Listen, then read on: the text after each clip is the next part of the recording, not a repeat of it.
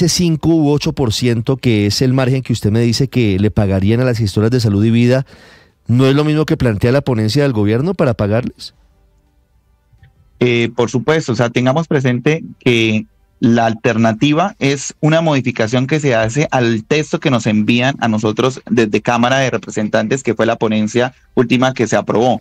En ese sentido se hacen modificaciones. Nosotros no podemos simplemente borrar toda la reforma y escribir otra. Se hacen modificaciones en torno a ese texto, aliviamos muchos temores que se tenían, pero en sí continuamos con la eliminación de la intermediación financiera, que eso es un riesgo actualmente en el sistema de salud que se tiene, continuamos con la protección a los trabajadores, continuamos justamente con la atención primaria, le agregamos la auditoría por resultados, que es un avance significativo en torno a los controles, permitimos que las gestoras continúen con la adscripción, permitimos que se cree una personería jurídica para que estas gestoras de salud inicien desde el día 1, que fue una solicitud que justamente hacen porque quieren ingresar en el sistema de salud desde el día 1. Por supuesto, pusimos unas condiciones para evitar que los pasivos que tendrían las EPS que cambiarían a gestoras de salud no terminemos nosotros perdiendo esos recursos y los acreedores, la red pública y privada, termine perdiendo esos recursos. Hay unas condiciones que nos permiten a nosotros crear esas personas jurídicas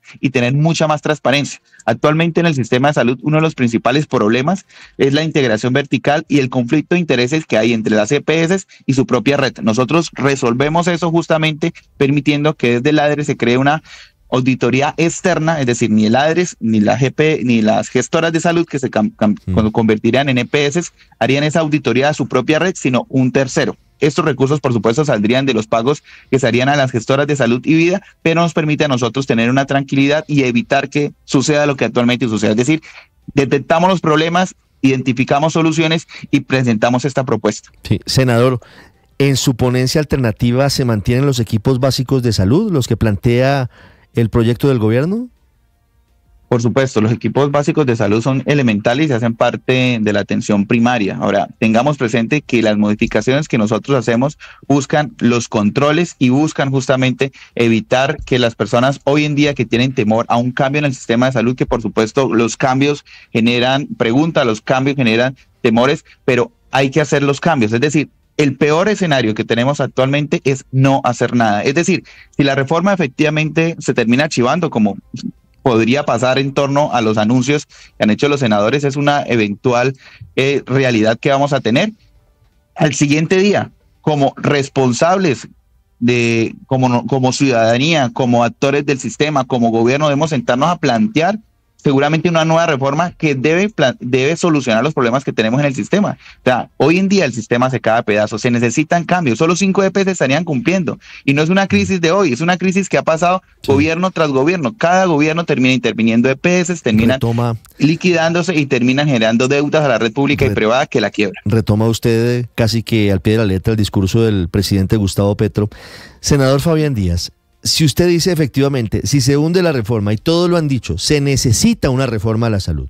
Si se hunde en la Comisión Séptima al día siguiente, todos los sectores, pacientes, EPS, el gobierno, tenemos que sentarnos, todos, a buscar otra reforma que tendría que ser presentada el 20 de julio. Porque si usted es consciente de eso, la solución. Claro, no, y todo el mundo está de acuerdo con eso, pero la pregunta es la siguiente.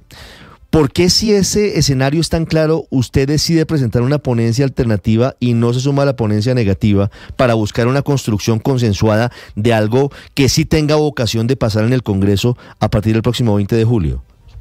Mi obligación constitucional como designado ponente es presentar una ponencia. Mi obligación como legislador es proponer, modificar y de esa forma solucionar los problemas que se nos presentan. Lo fácil y de pronto lo cómodo sería archivemos, no hacemos nada. Realmente nuestro rol como legisladores es hacer cambios. Hoy en día son 9 senadores que dicen archivamos. Si esos 9 senadores y nosotros nos sumamos a hacer las modificaciones, tendríamos las mayorías para hacer los cambios y las modificaciones en un trámite legislativo que ya termina y podemos nosotros avanzar enormemente. Cada día que pasemos sin hacer al sistema, son personas que no reciben la atención, son pacientes que se mueren esperando justamente que sean atendidos. Entonces, son trabajadores de salud que requieren sus pagos para poder trabajar. O sea, hay una situación actual que necesita rapidez, que necesita pronta solución. O sea, no podemos nosotros estar dilatando soluciones si tenemos la capacidad de en estos momentos hacerlas. Si podemos hacer los cambios, ¿por qué no lo hacemos? Ese es nuestro rol como legisladores. Sí. Senador, ¿el gobierno le ha dicho que este es el plan B de su reforma a la salud? ¿Usted es consciente que esta podría ser la llanta de repuesto de la moribunda reforma que plantea el gobierno del presidente Petro? No, o sea, el mismo gobierno se aparta de decisiones que nosotros tomamos en torno a la presentación de la ponencia alternativa, como el hecho de la libertad de la elección de los CAT, mantener la misma adscripción en las gestoras de salud y vida. O sea, nuestro rol como legisladores fue buscar a todas las partes, tratar de lograr consensos. Si uno no cedía, nosotros hacíamos que se dieran en torno a la presentación de la ponencia. Por supuesto, esta ponencia puede surtir modificaciones en relación al debate y discusión de proposiciones que presenten los senadores, pero nosotros nos mantenemos en lograr esos consensos en torno a las mesas de trabajo, a las audiencias públicas, a los diálogos que se tuvieron con todos los del sistema de salud, con todos los actores, con el gobierno, con los senadores, y presentamos justamente esa propuesta. En este escenario, ¿usted escuchó a la CPS para escribir la ponencia alternativa, senador? Claro, nosotros escuchamos al ministro, escuchamos a los actores como la GPS, escuchamos a los trabajadores de la salud, escuchamos a la red pública y privada de las IPS, a los hospitales, a todos escucharon y fueron mesas de trabajo y también públicas en torno a audiencias, a mesas técnicas que escuchamos. Aquí nosotros no podemos pretender hacer un cambio en el sistema omitiendo a alguno de los actores en el sistema. Pero es decir, eso es lo que ha pasado en los últimos meses, pero usted en los últimos días para escribir su ponencia se sentó con los diferentes sectores para detalladamente saber cuáles son sus inquietudes, ¿o esto es recoger de todo lo que ha pasado en los últimos meses?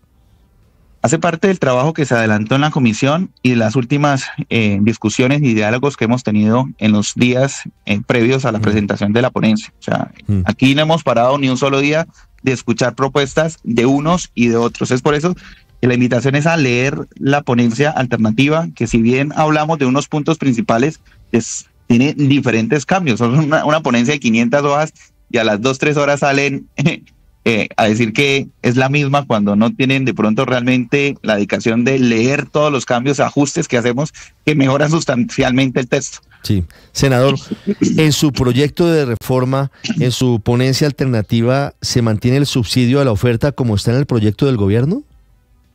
Se hacen las modificaciones en torno a los CAP que mantengan el subsidio a la oferta con los controles de resultados en las auditorías. De esta forma contenemos el gasto y lo que tiene que ver con respecto a la mediana y alta complejidad, manejamos una UPC que sería diferencial y caracterizada con el fin de sostener de igual forma el gasto. Adicional a eso, pues creamos unos fondos para la atención de los pacientes de alto costo, enfermedades huérfanas y enfermedades catastróficas, para esa forma no queden desfinanciados ni protegidos y que siempre tengan la posibilidad de ser atendidos, que ese es el meollo actualmente en el sistema, donde muchos pacientes no reciben la atención, la enfermedad termina avanzando y nos termina costando vidas.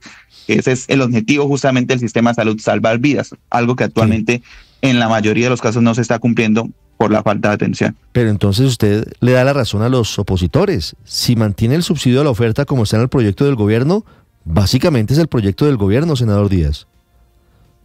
Por supuesto que no. Ricardo, ¿tú ya leíste la ponencia? Las 500 hojas, las diferentes modificaciones que hacemos, no puedes decir que es la misma cuando se hacen modificaciones. No, pero las auditorías por resultados, le estoy planteando sencillamente se hacen cambios. La esencia del proyecto son puntos fundamentales que cambiarían o no el modelo.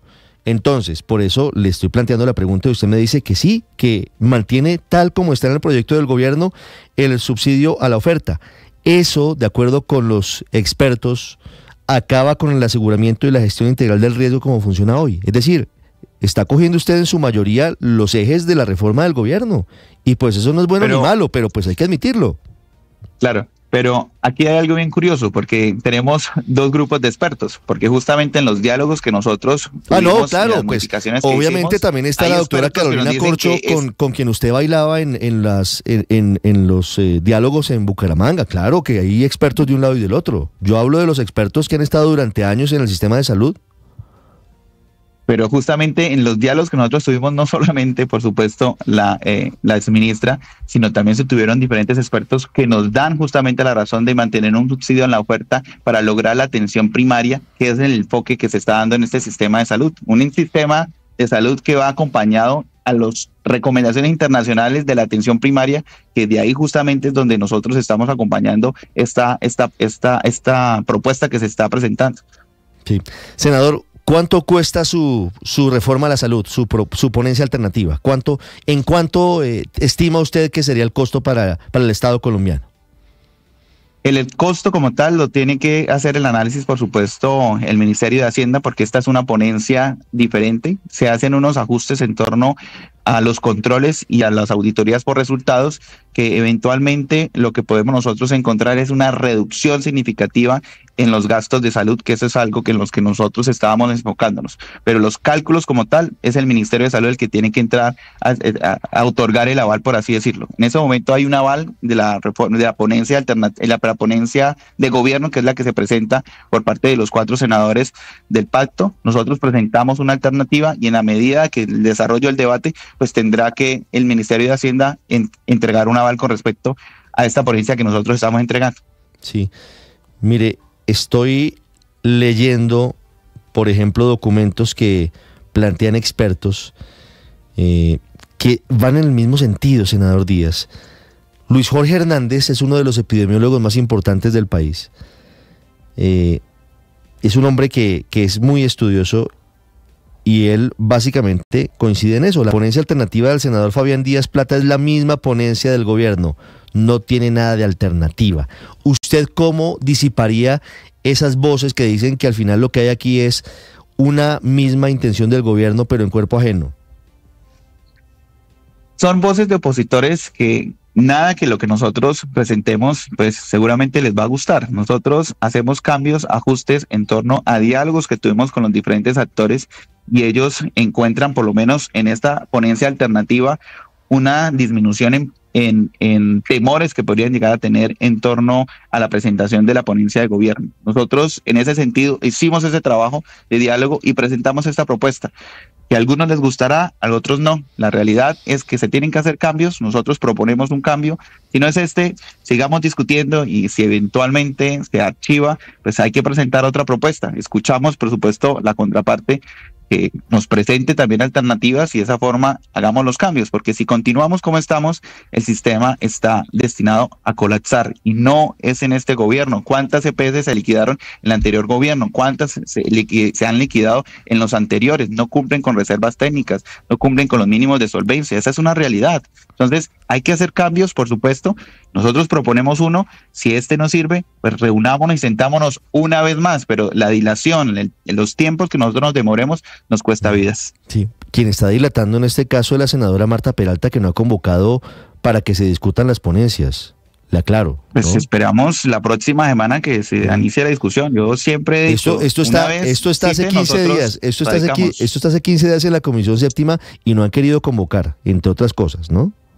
Por eso nosotros también nos hemos dicho que se tiene que convocar a la discusión, igual que la pensional, no dilatemos discusiones, hay que darle la dilación ha sido por parte de una senadora del pacto histórico al que usted pertenece. Senador Fabián Díaz, muchas gracias. Yo no pertenezco al pacto, hermano. Uy, qué periodista tan mal informado, no pertenezco al pacto, hermano. ¿La Alianza Verde no es del pacto histórico? Por supuesto que no. Le invito a leer la reforma que presentamos y por supuesto a investigar a quién entrevistar. ¿No es del pacto histórico? ¿No es de la coalición de gobierno? Nosotros no somos del pacto histórico, no somos del pacto histórico. Pero es de la coalición, pero es de la coalición de gobierno. Nosotros no somos el pacto histórico, nosotros somos un partido, el Partido Verde, que llegó por medio de una coalición que se llama Coalición Esperanza. Pero son partido de gobierno. No somos el pacto histórico. El pacto histórico presentó su ponencia, nosotros presentamos otra ponencia. No nos vamos a quedar con esto, pero no me va a negar que la Alianza Verde es partido de gobierno, pues eso sí es un tema de perogrullo. En el papel, pero muchos de nosotros actuamos de forma independiente y ha sido nuestro actuar. Usted es independiente. Senador Fabián, gracias, que esté bien. Hasta luego. Ya regresamos de Mañanas Blue. Estás escuchando Blue Radio. Hay una noticia urgente. Señoras y señores, tendencia a nivel global. Bienvenida, mil gracias por estar con nosotros hoy aquí en Blue Radio. Usted enfermo por el fútbol y los compañeros de seminario en retiros. Rezando rosario y yo...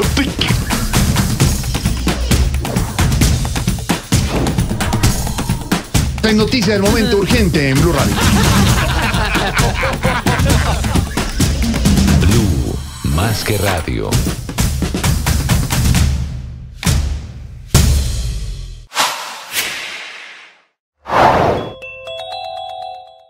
Si me demuestran que eso resuelve el problema fiscal, entonces podríamos pensarlo. Frase del ministro de Hacienda, Ricardo Bonilla, que abre la puerta a cambiar uno de los puntos más álgidos y más controversiales de la reforma pensional que se abordó ayer nuevamente en plenaria del Senado, el del umbral obligatorio de cotización de todos los colombianos al Fondo Público de Colpensiones, punto sobre el cual el proyecto de Gustavo Petro ha fijado en 3 salarios mínimos, unos 3.900.000 pesos de este año, pero umbral sobre el cual todos los demás actores, académicos, fondos de pensiones, centros de pensamiento, exministros de Hacienda, economistas, empresarios, piden que se reduzca de 3 a 1 salario mínimo mensual con el argumento de que solo así se garantiza que no se incremente la informalidad y se... Misma reforma del gobierno, pero disfrazada de ponencia alternativa. La misma reforma a la salud. La misma. Pues ahí hay cambios, Ricardo, no, pero los cambios cambios cosméticos. No, pero hay cambios frente a temas que sí han sido defendidos de manera vehemente por el gobierno, de manera insistente, y que además van en contra de lo que recomiendan todos los expertos y que irían en contra de los colombianos realmente. Pero yo veo es como a un senador tratando de hacer la tarea que le corresponde a cualquier senador, y es tratar de concertar y conciliar. Es que llegamos a un punto, una sin salida, y yo creo que eso ha sido fruto de la intransigencia del gobierno en todos estos trámites de las reformas, y es que la victoria no consiste en conciliar una reforma que incorpore todos los puntos de vista, sino en hundir o en pasar a la brava. Entonces, quienes le tienen temor a la reforma, con razón, yo no defiendo la reforma a la salud, yo defiendo la reforma pensional y la laboral de este gobierno, pero no la de salud. Quienes nos preocupa la reforma a la salud, pues no vemos en ninguna modificación una salida, lo único que vemos es o se hunde o nos friegan o nos joden, para ponerlo en términos coloquiales, y yo creo que eso es malo, porque es que el Congreso, el trabajo de los senadores y del Congreso es hacer lo que está haciendo el senador Díaz. Lo que pasa es que el senador Díaz está realmente tratando de revivir un muerto. Y entonces cuando uno revive un muerto, pues no tiene muchas posibilidades de que quede bien el señor después de estar tantas horas sin signos vitales. Pues la posibilidad de que haya muerte cerebral, la posibilidad de que haya otro tipo de factores, pues ahí está. Entonces eso es lo que le está pasando, creo, al senador Díaz, porque el gobierno y los congresistas en la Cámara de Representantes no hicieron la tarea que le correspondía antes, que era conciliar, integrar puntos de vista diferentes. Yo la verdad no le veo mucho futuro a esa ponencia alternativa. Es difícil, lo que pasa es que el gobierno está utilizando todas las formas de lucha, porque mientras hablan de desayunos o de acuerdos, por debajo de la mesa están promoviendo también recusaciones, así que no sabemos en qué termine todo esto frente a la reforma a la salud, María Consuelo. Pero de acuerdo con la entrevista que nos acaba de dar el senador Fabián Díaz, el sistema de aseguramiento en su ponencia alternativa se acaba.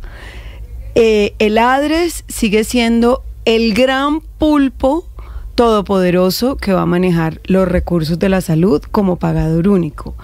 Y todos los incentivos a los privados se acaban, con lo cual, pues, se parece mucho más, a pesar de los 3 cambios menores que hay, a la propuesta del gobierno nacional que a la propuesta que venían planteando otros senadores, con lo cual, pues sí le da la razón la entrevista que nos acaba de dar a los que dicen que no es sino una nueva versión de la propuesta del gobierno. 7:20 minutos, sí, Héctor. Pero es que todo es tarde, Ricardo. La verdad es que, como dice Luis Ernesto, aquí están intentando revivir un muerto y eso pues es imposible. La reforma está hundida, eso no tiene salvación, por varias razones, no solamente por una que es la obvia, que es que no tiene las mayorías, sino todo lo contrario, las mayorías están en favor de archivar la propuesta, sino por otra más importante a mi modo de ver, que es que la reforma hoy es ininteligible. Usted lee el texto del senador Díaz o el proyecto del gobierno o cualquiera otra de las alternativas y eso no se comprende. Nadie logra dibujar el muñeco que debería salir del proyecto de ley para decir, mire, la salud funcionaría de la siguiente manera. Es tan enrevesado lo que va en el Congreso que sería inoperante. O sea, lo peor que podría pasar, no porque haya sido mal concebida y porque uno crea que la CPS sí o no, lo peor que podría pasar es aprobar la ley, es porque después sería imposible de ponerla en práctica.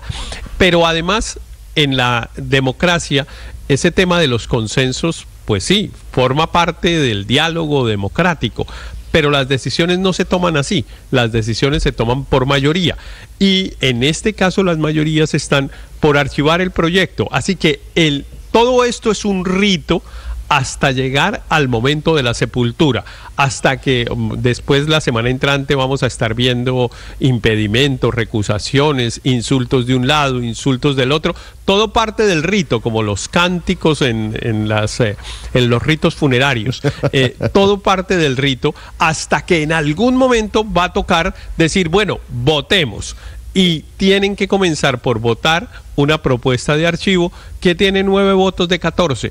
Es decir, que cuánto nos vamos a gastar en este rito, pues ya veremos. Lo que pasa es que a veces los ritos funerarios tienen unos cantos lindos y unas cosas bonitas, y esto, la verdad, todo es aburridísimo y hartísimo. Sí, se alargan. Pero la propuesta del senador Díaz, uno puede decir que era mala la reforma a la salud, y con la propuesta del senador Fabián Díaz se acabó de dañar.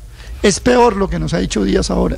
Por ejemplo, sigue sin saberse cuál es el costo fiscal, pero lo primero que nos dijo es, se mantiene la integración vertical. Una queja que ha sido casi que total.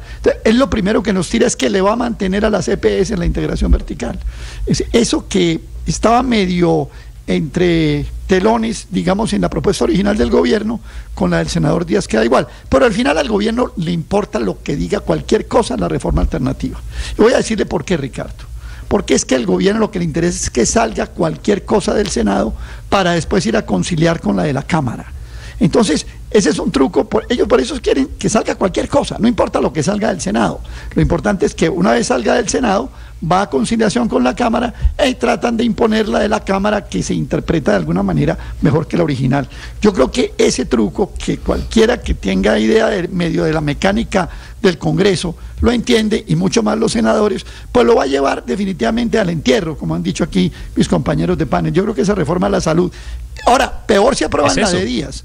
Me parecía peor todavía la de Díaz. No, es lo que dice. No, pero no va a pasar. Vertical, sí. Lo que pasa es que no va a pasar, entre otras cosas, por técnica legislativa, Andrés. Primero van a votar la ponencia de archivo, y seguramente ahí se fue. Porque si llegara a hundirse la ponencia de archivo, si no se aprobara, van a la ponencia del gobierno. Es decir, la tercera opción sería la alternativa. Al final, ¿y todo eso, esto, Ricardo? No tiene mucha expectativa de ver la luz. Y todo eso es tiempo. A mí me encantó la analogía que hizo ahora Héctor con los ritos funerarios. Es una analogía muy apropiada para esta situación. Y esos ritos funerarios, como solía suceder en ritos funerarios más antiguos, estos del Congreso de la República de Colombia toman tiempo, y el tiempo está corriendo en contra del gobierno, porque recordemos que si esto no se aprueba al término de este periodo de sesiones, que es el 20 de junio, esto está hundido completamente, es decir, no puede seguir su trámite como va en la próxima legislatura, sino tocaría empezar de cero. Yo coincido con Aurelio, mire, yo creo que esa ponencia del senador Fabián Díaz, con todo el respeto, básicamente es un truco que consiste en darle a los senadores de la comisión y de la plenaria la posibilidad de aprobar un proyecto que en un 90 y tanto % mantiene lo que quiere el gobierno, y que después aspira al gobierno en el trámite de la conciliación, que es cuando se juntan o cuando se tienen que conciliar los textos de Senado y Cámara, a volverlo incluso más adecuado a lo que quiere. ¿Y para qué? Para que los senadores puedan decir que se separaron de la propuesta del gobierno y que apoyaron una cosa alternativa, y en esa medida salvar más o menos su reputación en vista de la impopularidad de la reforma. Yo creo que eso es un truco, pero creo, como dice Héctor, que en este caso la situación es tan dramática que ni siquiera con un truco como este el paciente puede salvarse. Y mire, una última cosa, Ricardo, sobre algo que dijo Héctor, que es un tema que no hemos visto que se discuta mucho. Hay artículos de la reforma, yo he visto algunos, por ejemplo, que ponen por ahí en las redes sociales, que uno lee eso y lo lee sentado al lado de una persona experta en salud pública o en sistemas de salud y no se entiende nada de lo que dice. Son completamente ininteligibles, casi que no se sabe cuál es el sujeto y cuál es el predicado. Es absolutamente increíble. ¿Todo por qué? Porque es que esto lo construyeron improvisadamente a las patadas un gobierno que sabía lo que quería acabar, lo que quería ponerle fin, pero no sabía qué poner en reemplazo de aquello. Entonces, así vamos, y como están las cosas, me da mucha pena disentir con el senador Fabián Díaz, lo mejor es que todo esto se caiga. Pero tan es un truco, Andrés, que le dieron el tiempo justo al senador Fabián Díaz, y me refiero a la presidenta de la comisión, la senadora Marta Peralta, dándole largas a convocar a que se discutieran las ponencias para que la presentara, cuando el mensaje desde el pacto ha sido: tenemos afán, necesitamos convocar en la mitad de la Semana Santa. Pues la senadora Marta Peralta lo que estaba era dando largas para que se presentara esta ponencia, con lo cual se confirma también en estrategia del Congreso que lo que se quería era que este fuera el salvavidas. En segundos vamos a Venezuela. En segundos hablamos de el lío diplomático entre Bogotá y Caracas. Paola. Mire la definición de zombie que me encontré: muerto resucitado por medios mágicos por un hechicero para convertirlo en un esclavo, según el culto vudú haitiano, ¿no? Que es donde tiene sus orígenes la palabra zombie. Pues claro que esto es un muerto resucitado, a todas luces.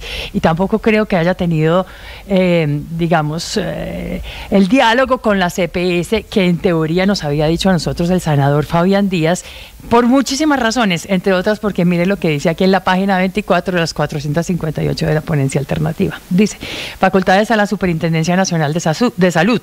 Levantamiento, además esto está teledirigido, levantamiento del velo corporativo ante irregularidades en los estados financieros por la Superintendencia Nacional de Salud. Recuerde usted que este fue justamente el pulso con Sanitas, que el presidente Gustavo Petro y el ministro estaban pidiendo levantar el velo corporativo para saber cómo era que detrás iba la EPS con el grupo Caritas, con la casa, acuérdase, Keralty. Keralty, el grupo Keralty, que le pidieron permiso que a la Contraloría que les deje levantar el velo corporativo. La Contraloría dijo claramente que no, y esto además viola y va en contra de un montón de principios que son los que incentivan la inversión en el país.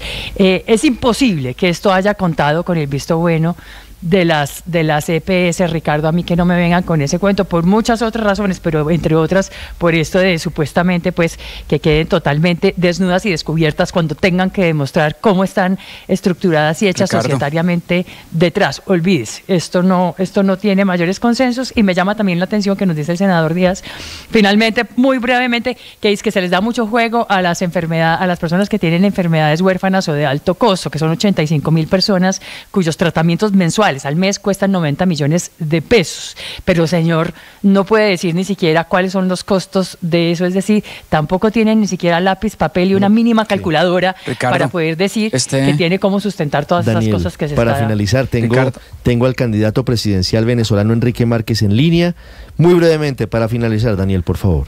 Ricardo, yo creo que esta jugadita que le está haciendo el Partido Verde al gobierno les va a salir mal por dos razones. Una, le va a dar aún más razones a los senadores que ya anunciaron que se oponen a la reforma y que la van a hundir, para seguir adelante con el plan de hundirla. Y dos, le va a salir mal al Partido Verde porque le está haciendo una jugadita al gobierno de una reforma que está hundida, haciéndole simplemente unos cambios cosméticos y apostándole a una conciliación que la va a salvar.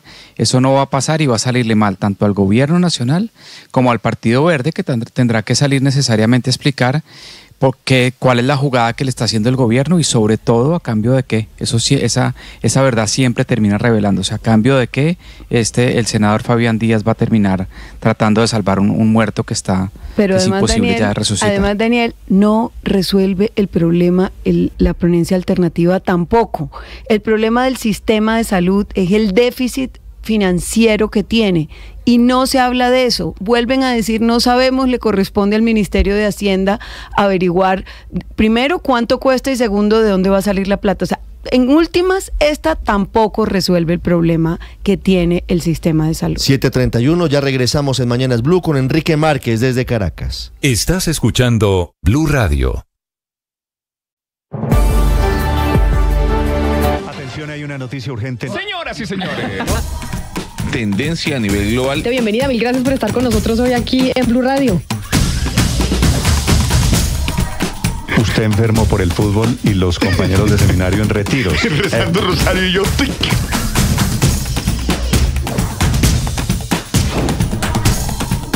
Hay noticia del momento urgente en Blue Radio. Blue, más que radio.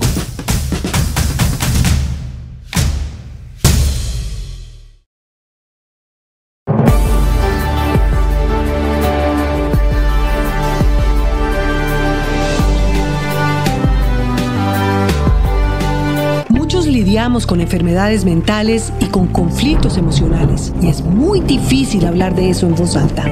Soy María Elvira Arango y los invito a escuchar Qué Locura, historias reales de lo que no se habla, con testimonios conmovedores y con expertos y especialistas. Escúchenos, este es un lugar seguro. Este podcast es impulsado por porquequieroestarbien.com, el programa de salud mental de la Fundación Santo Domingo. La producción es de La No Ficción y Boombox de Caracol Televisión. Encuentre todos los episodios del podcast en boombox.com o en su plataforma de audio favorita. Boombox Podcast, un mundo por escuchar. Boom.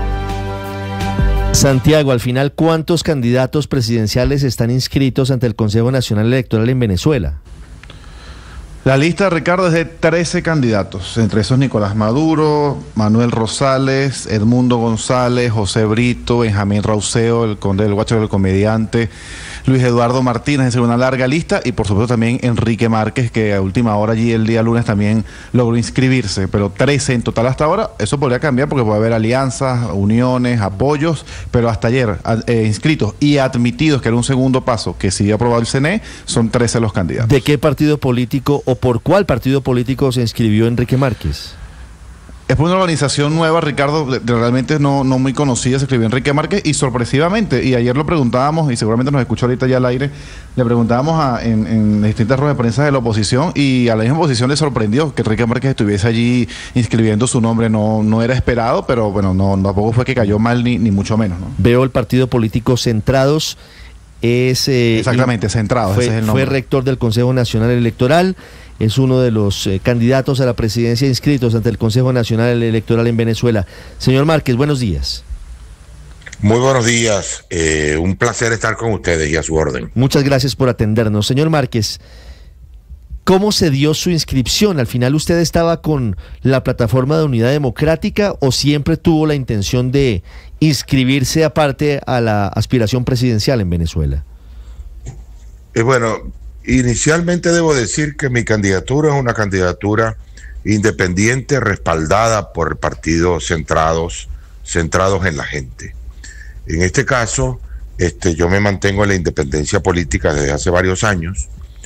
En el 2018 tuve que romper con la política de la hoy plataforma, anteriormente Mesa de la Unidad Democrática, cuando no estuve de acuerdo con el proceso abstencionista que dominó la política de la oposición en ese año, que le otorgó a Nicolás Maduro 6 años más de gobierno hasta este año 2024.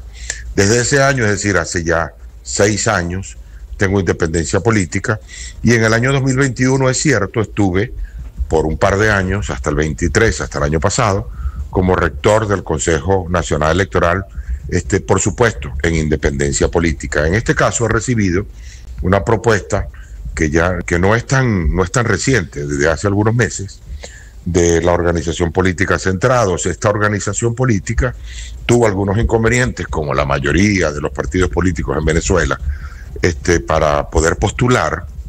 Han sido realmente pocas las organizaciones políticas que han tenido la posibilidad de hacerlo, sobre todo en el marco de la oposición, y pues a última hora esta organización política recibió el aval del Consejo Nacional Electoral para postular, Y bueno, y por eso aparecía a última hora, si no con mucho gusto hubiera aparecido el primer día. No se trata de algo improvisado, se trata de algo bien pensado y nos hemos estado preparando porque consideramos que, dadas las condiciones en Venezuela, lo que no se debe hacer es darle juego por ganado al presidente de la República, el cual se encuentra muy mal en las encuestas, y su principal aliado será que la oposición no vote, no concurra. Y ha existido en Venezuela una tendencia ante las presiones de un gobierno que sin duda abona al déficit democrático en Venezuela, ante las presiones del gobierno, sencillamente que la oposición se vaya a la abstención. Y frente a ese riesgo ha surgido nuestra candidatura, que está absolutamente convencido, estoy convencido, de que el pueblo venezolano ya tomó una decisión. En las encuestas, el presidente de la República aparece con algo así como el 9 o el 10% de la voluntad del pueblo, con un rechazo hasta del 90%. Si el pueblo opositor tiene una candidatura que pueda aglutinar a ese pueblo, sencillamente esto va a ser una victoria aplastante, y creo que va a ser así. Yo aspiro dentro de mi planteamiento, aspiro precisamente, como me he inscrito para ganar y no tengo compromisos con el gobierno, cosas que sí ocurre desafortunadamente en algunos otros candidatos, pues yo no tengo compromiso alguno, entonces espero poder representar a ese pueblo que hoy está sufriendo tanto, no solo dentro de la frontera venezolana, sino también allende de nuestra frontera. Don Enrique, ¿por qué rompió usted con la Plataforma de Unidad Democrática en 2018? Porque en aquel momento se decidió, incluso mi partido, en ese momento yo era secretario general de Un Nuevo Tiempo, el partido que hoy postula a Manuel Rosales, yo era su secretario general, y pues la plataforma unitaria, en aquel momento se llamaba Mesa de la Unidad Democrática, tomó la decisión de no concurrir al proceso electoral, porque consideraba que no estaban dadas las condiciones electorales para participar. ¿Cuál fue el resultado en aquel momento? Bueno, debo decirlo de forma coloquial, yo fui echado a patadas de mi partido, porque apoyé, en este caso, a una candidatura que había decidido participar contra viento y marea. El tiempo nos ha dado la razón a aquellos que en aquel momento advertíamos que el proceso que supuestamente se iba a generar de deslegitimación del presidente Maduro, fruto de la no participación de la oposición, no ocurrió. ¿Cuál era la hipótesis de los abstencionistas en aquel momento? Dejamos de participar, la comunidad internacional desconoce al gobierno, y pues sencillamente se genera un proceso de presión, el cual va a desalojar a Maduro del poder. En este caso, ustedes recordarán que a partir del año 2019 se instaló en Venezuela un llamado gobierno interino. Ese gobierno interino, dirigido por Juan Guaidó, en el cual no participé, aunque reconozco que existían razones suficientes para generar un proceso político de oposición en Venezuela. Siempre me he mantenido en oposición, no estuve de acuerdo con las sanciones internacionales, porque consideraba que no iban a generar en Venezuela un proceso sino de empobrecimiento mayor, no estuve de acuerdo con una serie de cuestiones, y eso fue las razones políticas de fondo por las cuales yo me declaré independiente. No me fui al gobierno, nunca he apoyado al gobierno, al contrario, he considerado que esto es quizás el peor gobierno que ha existido en Latinoamérica en toda su historia, y tiene que ser desplazado, pero desplazado con los votos, y por eso aspiro a poder aglutinar no tanto a los partidos políticos en Venezuela, sino al pueblo venezolano que está sufriendo y que necesita una oportunidad. En este caso, pretendo mantenerme en la lucha electoral hasta el final, hasta el momento de la elección, y aglutinar a mi pueblo, principalmente con dos armas, con la humildad para reconocer que mi papel va a ser sencillamente el reunir un gran equipo de todos los sectores políticos del país para poder cambiar el destino del país, y con el compromiso a estar en el marco de la Constitución y a empujar precisamente a las instituciones en su rescate dentro de la Constitución. ¿Qué opinión tiene acerca de la inscripción a última hora de Manuel Rosales, quien fuera su compañero de partido en Un Nuevo Tiempo. ¿Cómo ve a Rosales en ese tarjetón, hablando en términos colombianos, de candidatos presidenciales? Bueno, en términos personales, no tengo nada que decir de Manuel Rosales. Más bien militamos en el mismo partido de mucho tiempo. De hecho, en el año 2006 juntos fundamos el partido Un Nuevo Tiempo, cuando paradójicamente en el 2006 Rosales se levantó en Venezuela contra la abstención que se había generado en el año 2005. Lo acompañé, fundamos el partido, fui presidente del partido durante algo así como 6 años, subsecretario general durante un par de años, y entonces allí yo puedo decir que lo que ocurrió esa noche fue una ruptura. Rosales rompió con lo que venía apoyando en ese momento, que era el compromiso que él tenía con la señora María Corina Machado, que hay que reconocer que tiene quizás el liderazgo más importante de la oposición, aún a pesar de que el gobierno de Maduro, que el CNE no ha permitido su postulación, y en lo cual, debo decir, yo me manifiesto en absoluto desacuerdo, porque no respaldo esa discriminación y esa violación de los derechos que se ha generado en el caso no solo de la señora María Corina Machado, sino en el caso de grandes sectores políticos en el país y de individualidades importantes. De tal manera que la candidatura de Rosales es fruto de un rompimiento a última hora, no sé por qué tipo de presiones, un rompimiento a última hora, y la inscripción por eso luce aparatosa y complicada, porque genera todo tipo de reacciones a lo interno de ese importante sector partidista de la política venezolana, que es la Plataforma Unitaria Democrática. Sí. Rosales podría haber sido de alguna forma cooptado por el régimen de Nicolás Maduro, podría haber tenido algún tipo de ofrecimientos, como señalan incluso desde algunos sectores opositores, para haber salido de esa coalición y haber inscrito su nombre a última hora a las presidenciales.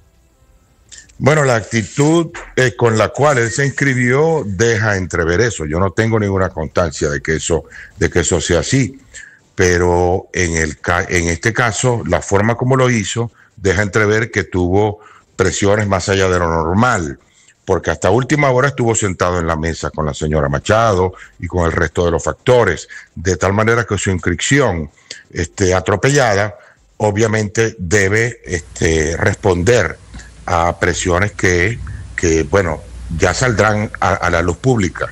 Yo es lo que leo desde mi acera, desde mi punto de vista. Creo que allí ocurrió algo que tiene que ver con presiones desde fuera para que se lograra esa inscripción a última hora del señor Manuel Rosales. Doctor Márquez, le pregunto desde Caracas, usted fue vicepresidente del Consejo Nacional Electoral, lo fue hasta hace menos de un año, hasta junio de 2023, es decir, conoce cómo es ese mundo por dentro, ¿no? Y le quiero preguntar por la confianza en el voto, por el proceso, por las máquinas, que siempre se teje como una sombra alrededor de todo este tema en el CNE cada vez que hay una elección acá en Venezuela. Una de las ventajas que creo tener en esta contienda es que yo no tengo ninguna duda en el voto y en la transparencia, en este caso, del sistema de votación, totalización y escrutinio en Venezuela. Ese es un sistema automatizado, el cual, como todo sistema automatizado, puede ser controlado. Y tenemos un buen equipo técnico de ingenieros de todo tipo para no solo auditar el software, el hardware del sistema, sino para incluso realizar las auditorías post-mortem necesarias para verificar la transparencia. Yo fui el líder de todas esas auditorías del equipo técnico político desde el año 2006 hasta el año 2015. Soy ingeniero, electricista con maestrías en sistemas y telecomunicaciones. No me es extraño este tema desde el punto de vista profesional, pero además de eso, soy un convencido de que el voto en Venezuela está protegido y que debemos concurrir con confianza. Por supuesto, si el pueblo venezolano no vota porque no confía, y usualmente no confía porque los líderes le indican que no lo haga, entonces el gobierno tiene garantizada una continuidad a pesar de que no tenga los votos necesarios para ello. De tal manera que lo digo sin sonrojarme, en Venezuela es posible votar, se debe votar y tenemos que garantizar que el pueblo venga con confianza. Yo en lo personal tengo absoluta confianza. Sí, doctor Márquez, también le quería preguntar un poco por el tema de las alianzas, ¿no? Ahora que ya hay 13 candidatos, pues comienza un proceso se abre un proceso, una ventana en donde podría haber alianzas, apoyos y un candidato vaya hacia otro lado. ¿Es posible que usted, que nos dice que es de oposición, no debería con la oposición, con Manuel Rosales, con Edmundo González, con la plataforma, tratar entre todos de buscar un solo aspirante? Y si ese aspirante es alguien diferente a usted, ¿usted lo apoyaría? Pero por supuesto que sí. He dicho que incluso asumo esto con la humildad de aquel que sabe que no tiene toda la verdad en la mano. La verdad es escurridiza y es como un gran rompecabezas. Cada persona, cada grupo de pronto tiene algo que aportar al rompecabezas, una pieza. Por lo tanto, hay que ser muy amplio en las conversaciones que se tengan durante estos días y generar la sinergia necesaria. Sin embargo, debo decirte que a diferencia de las cúpulas de los partidos, el pueblo venezolano está muy unido. Cuando tú bajas a la provincia, a la parroquia, al barrio, a la urbanización, te das cuenta que el pueblo venezolano se va a decantar por la candidatura que observe que efectivamente obedece a la oposición. Fíjate lo que ocurrió en una elección regional en el año 2021 en el estado Barinas de nuestra patria. Allí se repitió la elección malamente. Yo era rector del CNE en ese momento, conozco todos los detalles. Se repitió la elección y el gobierno hizo todas las presiones. Se repitió varias veces. Fueron varios candidatos don Enrique, opositores. Si no recuerdo mal, ¿se repitió 2 veces? No, se repitió una vez. Se hizo una vez y se repitió. Se repitió, sí. Allí ganó aplastantemente el candidato de la oposición, aún en contra de una serie de candidatos que eran supuestamente opositores, pero que no lo eran, y el pueblo lo descubrió y votó masivamente por el que correspondía. Hoy tenemos esa madurez en Venezuela. Yo no le temo a que la cúpula, fruto de acuerdos que haga con el gobierno, pueda estar dividida. Tengo plena confianza en el pueblo que tomará las decisiones que tenga que tomar el día de la elección. Por lo pronto, mi trabajo va a ser hablar con la verdad, recorrer mi patria, que la he recorrido varias veces, y con esto dar un mensaje de unidad del pueblo para enfrentar la continuidad del gobierno de Maduro, que no debe tener esa oportunidad, porque sencillamente ha sido, como he dicho y lo sostengo, quizás el peor gobierno que el pueblo latinoamericano ha tenido en toda su historia. Don Enrique, una pregunta para finalizar. Obviamente estamos en el terreno de la futurología, pero usted nos plantea y nos dice, ¿es posible sacar con votos al régimen de Nicolás Maduro del Palacio de Miraflores? Si ese escenario, que hoy la verdad debo confesarle, no lo veo tan fácil, no lo veo tan posible, si ese escenario se lograra configurar, ¿usted cree posible que Nicolás Maduro, Diosdado Cabello y el régimen enquistado por décadas en las instituciones en Venezuela se va a ir? ¿Se va a ir de forma tranquila? ¿Se va a ir de forma pacífica? Sí, esa es una duda que se tiene siempre y surge en los chats de discusión, ¿no? Yo entiendo que tú no puedas visualizar tan fácilmente el cambio, porque bueno, estás allá en Colombia y a pesar de que recibes informaciones todos los días de Venezuela, no estás conviviendo con nuestro pueblo. Mira, nada más tienes que ir a cualquier ciudad del país y darte cuenta del sufrimiento de la gente sin servicios públicos o con servicios públicos deficientes, sin empleo de calidad. ¿Por qué? ¿Por qué crees tú, por qué creen ustedes que los muchachos venezolanos, nuestros jóvenes profesionales se están yendo de la patria? No es porque es una moda y que no quieren a este país, no, es porque no tienen empleo. Porque aquí no se está generando empleo de calidad para los profesionales, para los técnicos, no se está generando. Entonces aquí hay un convencimiento del pueblo que esto hay que cambiarlo. Y te debo decir, porque tienes que ver la historia reciente, entre los años 2019 y 2022 Aquí hubo intentos incluso de golpe de Estado, se anunció invasiones norteamericanas, se hizo de todo y el pueblo se dio cuenta que todo eso era sencillamente sueños, que eso no es posible y que el único cambio posible es a través de los votos. Ahora, el gobierno, como tú dices, entregará, pues yo estoy absolutamente convencido que sí, pero por eso es importante la contundencia en la victoria, la contundencia y el trabajo confiado, porque imagínate tú, entonces si nosotros pensáramos, no, es que el gobierno no va a entregar, entonces no vale la pena participar en la democracia, porque entonces vamos a hacer, no, yo creo que hay que presionar con el voto y buscar una solución a esto pacífica y democrática. Si el gobierno en esa instancia pues sencillamente intenta desconocer esto, tendrán que dispararse los resortes de la sociedad venezolana y de las instituciones. Pero yo estoy convencido que si nos tratamos con respeto, que también es una de las cosas que yo propugno, o sea, yo no adjetivo excesivamente ni personalizo mi campaña en contra de una persona en particular. Mi campaña es en contra de la pobreza que ha generado el gobierno. Mi campaña es en contra del centralismo exacerbado. Mi campaña es en contra de una serie de políticas públicas que tienen que acabarse, en contra de las expropiaciones, en contra de la persecución al sector privado, en contra de la violación de derechos humanos. Y esas son mis banderas. Yo no he personalizado esto ni lo voy a personalizar, ni tampoco voy a adjetivar, porque me parece que eso no contribuye a que se genere un respeto entre los factores políticos que contribuyan a que en el último cuarto del juego, en el último minuto del juego, sencillamente haya un final feliz para toda esta historia. Es Enrique Márquez, candidato presidencial venezolano, exrector del Consejo Nacional Electoral, inscrito independiente, dice él, a las elecciones del próximo 28 de julio. Don Enrique, muchas gracias y muchos éxitos en su campaña.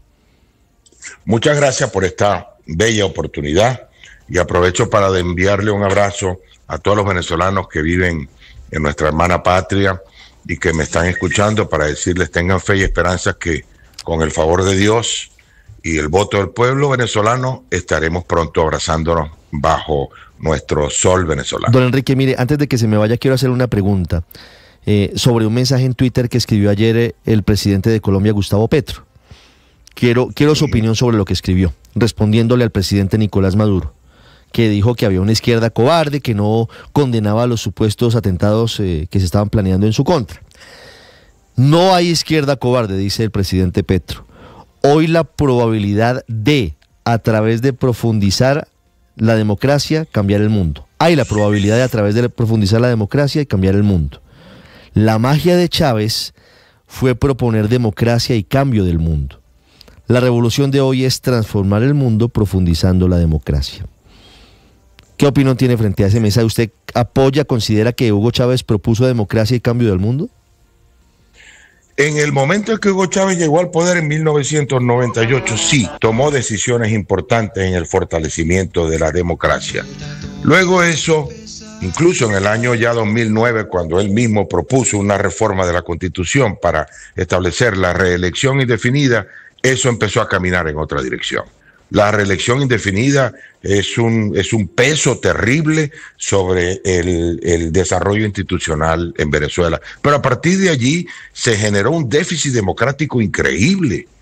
Y Venezuela hoy no es la Venezuela que de pronto Hugo Chávez en aquel momento pensó, sino que es una Venezuela completamente negada en su gobierno a aceptar la profundización de la democracia. Yo debo decir que coincido con el presidente Petro en el sentido de que la profundización de la democracia es la protección de los pueblos y la protección de los pueblos en cuanto a la satisfacción de sus derechos. Así que creo que el mensaje que le envía el presidente Petro al presidente Maduro es un mensaje que el presidente Maduro debería recoger y tomar las decisiones necesarias para que la democracia en Venezuela se profundice. ¿A quién va a beneficiar eso? Directamente al pueblo de Venezuela, porque precisamente en las tiranías, en las autocracias, en los totalitarismos, es donde se genera este problema, donde el que paga la factura es el pueblo. El pueblo venezolano está pagando una factura precisamente por la pelea sin cuartel de la clase política que se salió de la Constitución fruto del autoritarismo y del totalitarismo, y que entonces no hay reglas del juego suficientemente claras, y quien paga la factura de diversas y muy sufridas maneras es el pueblo venezolano. Don Enrique, gracias y muchos éxitos. Gracias a usted. 7:55 minutos, Héctor, en una encrucijada muy compleja Venezuela.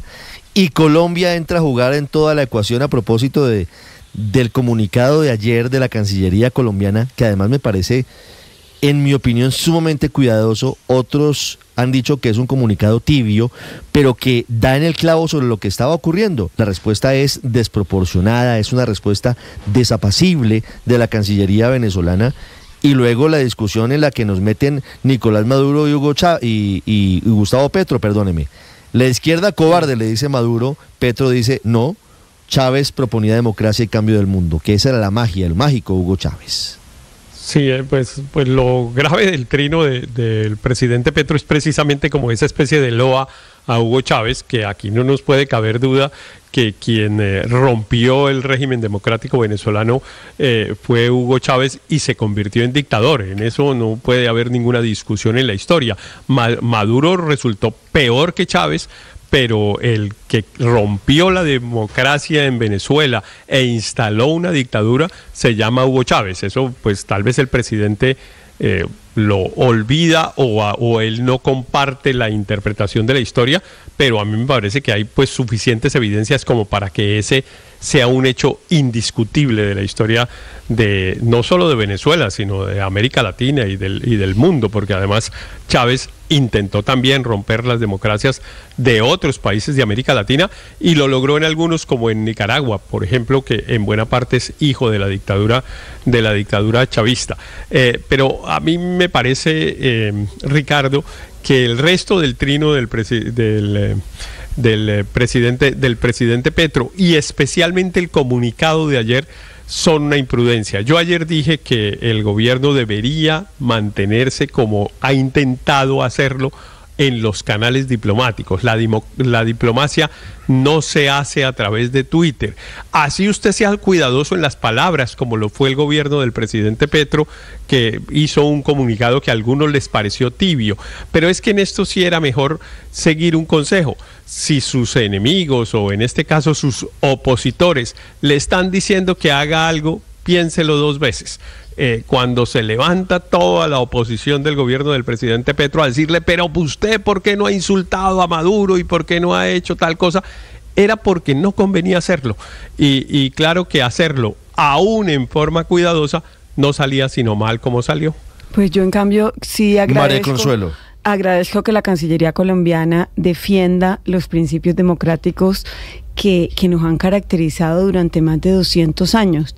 Yo fui una de las que reclamó ese silencio de la Cancillería colombiana, sobre todo ese silencio tan de doble rasero, porque es silencio en unos casos, pero gritos estruendosos en otros. En Guatemala, por ejemplo, claro, hubo una participación muy activa públicamente del presidente Gustavo Petro y de la Cancillería, con lo cual yo abono el comunicado de la Cancillería. Creo que hay que mantenerse en lo que lo caracteriza a uno, y a Colombia la ha caracterizado el respeto a la democracia, y yo sí agradezco, y más allá de la interpretación de la historia que haga el señor presidente, con el que usualmente estoy en desacuerdo, creo que la Cancillería en este caso necesitaba pronunciarse para representar a los colombianos, porque era sin duda el clamor mayoritario de Colombia. 7:59, Andrés.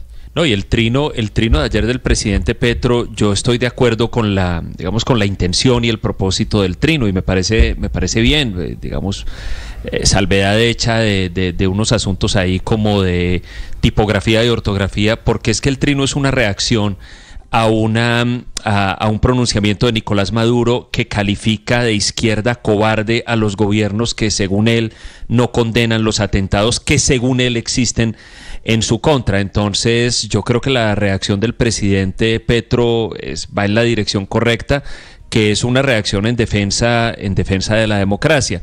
Ahora, La parte histórica del trino, por supuesto, yo no la comparto, que es esa especie de retrato de Chávez como un demócrata, que es algo que él varias veces ha tratado de hacer, el presidente Petro, ha tratado, probablemente tratando de explicar también por qué él mantuvo una relación personal tan directa, tan estrecha con Chávez. Es decir, no es que en esta historia hay un bueno y un malo, el bueno es Chávez y el malo es Maduro, pero eso no es cierto. Es decir, la destrucción de la democracia en Venezuela prácticamente empezó el día que Chávez asumió la presidencia. Yo creo que para cualquiera que haya seguido la historia de Venezuela es absolutamente claro que la destrucción de la democracia en ese país es un plan que arrancó muy desde el principio y que Chávez lo tenía muy claro cómo lo iba a hacer, llegando gradualmente hasta el punto en el que estamos ahora.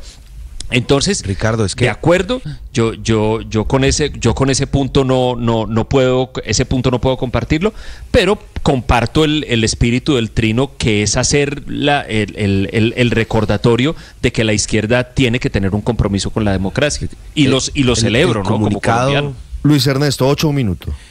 El comunicado es tibio y el trino del presidente es tibio. Por fortuna. Es que la diplomacia se hace así.